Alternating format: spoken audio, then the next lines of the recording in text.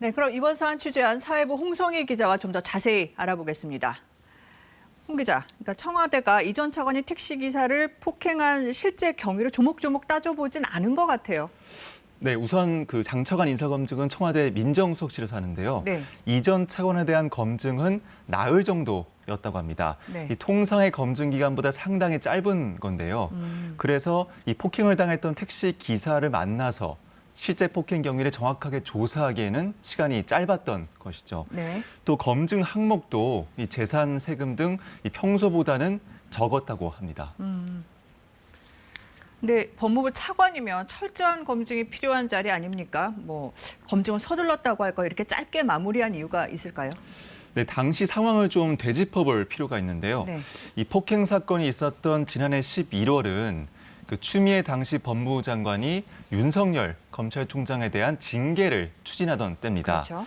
이 추 장관이 윤 총장에 대한 징계를 회부한 시점이 지난해 11월 24일이거든요.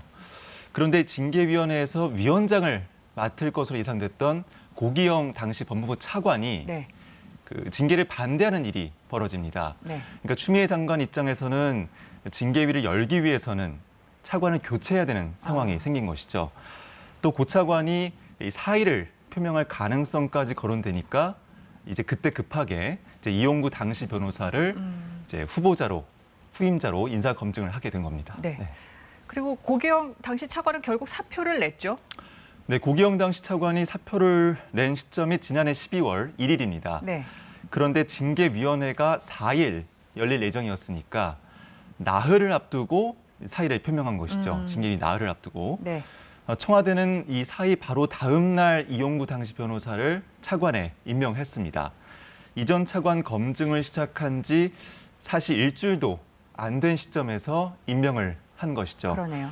결국 이게 그 윤석열 총장에 대한 징계비 일정에 맞춰서 인사검증을 서두른 게 아니냐 이렇게 보이는 대목입니다. 네. 이 부분에 대해서 오늘 청와대에도 계속 입장을 물었죠? 네, 저희가 여러 차례 설명을 요청했는데요. 네. 이 청와대 고위 관계자는 수사 중인 사항에 대해서는 입장을 말할 수 없다고 밝혔습니다. 사실 이용구 전 차관 폭행 사건이 지난해 11월 있었으니까 6달이 지나고 있는데 아직도 논란이 계속되고 검찰 수사도 진행 중인데요. 네. 이 청와대 인사검증이 당시 꼼꼼했다면 겪지 않아도 될 일일 겁니다. 네. 홍성희 기자 잘 들었습니다.